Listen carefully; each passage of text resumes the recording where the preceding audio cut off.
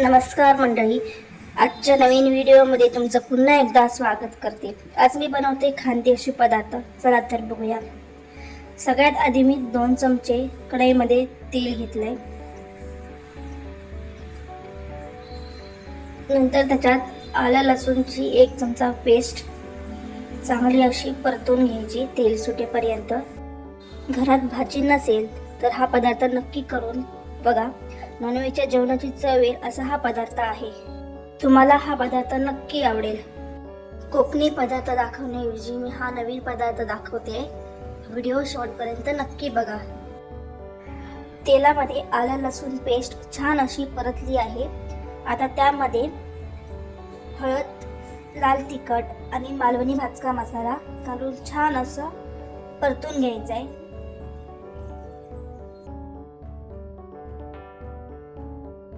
मसाला छान परतून झाल्यानंतर त्यामध्ये 2 चमचे मालवणी वाटप घालायचं आहे. कांदा खोबरा लसूणचं वाटप जे असतं ते आपण 2 चमचा घालून छान असं ते परतून घ्यायचं आहे. आपल्या आवडीनुसार पाणी घालायचं आहे. आपण जेवढा आपल्याला रस्सा पाहिजे तेवढं आपण पाणी घालायचं आहे आणि चवीनुसार मीठ घालून उकळी येण्यासाठी ठेवून द्यायचं आहे.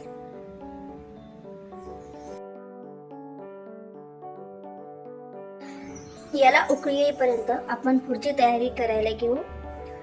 तर त्यासाठी मी एका भांड्यामध्ये 2 चमचे बेसन घेतलेलं आहे.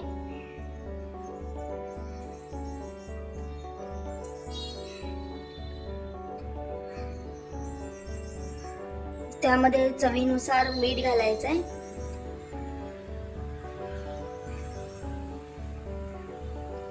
आणि वरून बारीक चिरलेली हिरवीगार कोथिंबीर घालून मिक्स करून घ्यायचं आहे आणि थोडं थोडं पाणी घालून मिक्स करायचं आहे. एकदम पातळ नाही करायचं, घट्टसर असं आपल्याला पीठ तयार करून घ्यायचं आहे.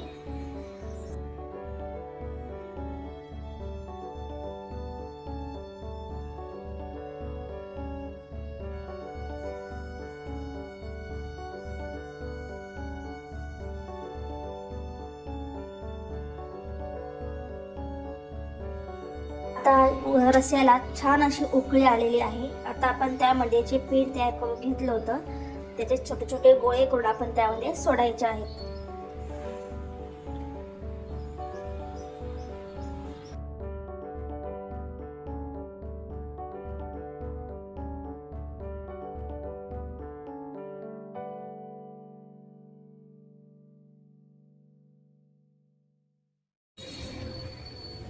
वरून आता बारीक चिरलेली हिरवीगार कोथिंबीर पुन्हा एकदा घालून घ्यायची आहे.